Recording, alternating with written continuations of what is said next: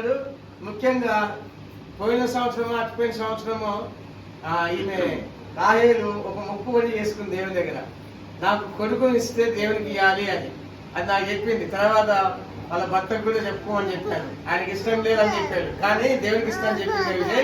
వదిలేసేయండి అని చెప్పాను. తర్వాత వాళ్ళ భర్తకు కూడా అమ్మ దేవునికి అని చెప్పింది కదా, వదిలేసే అని చెప్పాను.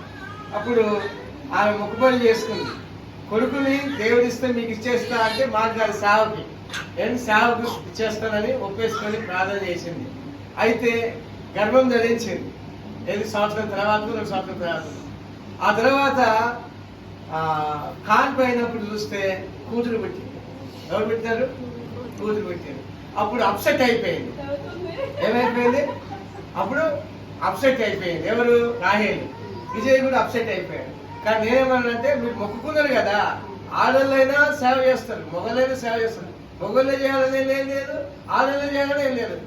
మొగళ్ళ కంటే ఆడల సహకారం ఎక్కువ ఉండాలా. ఇప్పుడు నాకు అమ్మగారి సహకారం లేకపోతే నేను ముందుకు వెళ్ళలేను. నాకు ఆమె ఎంతో సహకరిస్తుంది కనుకనే నేను ముందుకు వెళ్తున్నా. గుర్తుపెట్టుకోండి. మీ ఆడళ్ళు ఇంట్లో మీ భర్తకి సహకారం అందిస్తేనే సంసారం ముందుకు వెళ్తుంది. గుర్తుపెట్టుకోండి. నాకు అమ్మగారు సహకరిస్తేనే. అయితే ఈ అమ్మాయి కూడా మంచి సేవకురాలు అవుతారు. ఆ ముఖం చూడండి, ఆమె సేవకురాలు ముఖం ఉన్నదా, మామూలు ముఖం ఉన్నదా? సేవకురాలు ముఖం ఉంది కదా. ఈమె పుట్టక ముందే వాళ్ళమ్మ మొక్కుకుంది. ఈమె పుట్టక ముందే వాళ్ళమ్మ మొక్కుకుంది కనుక మంచి సేవకురాలు అవుతుంది. చాలా సేవకు సహకారం అందిస్తుంది.